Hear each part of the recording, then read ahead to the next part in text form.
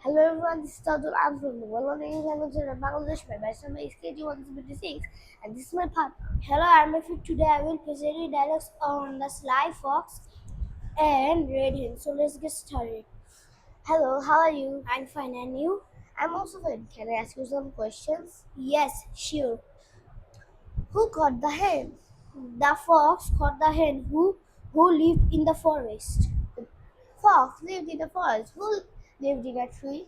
The red hen lived in a tree. Who who wanted to eat her? The fox wanted to eat her. Who tipped the heavy bag? The fox tipped the heavy bag. Who escaped in, who escaped from the bag? The fox escaped from the bag. What's the color of the bag?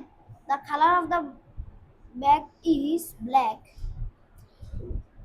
Who carrying the heavy bag? The fox carrying the heavy bag.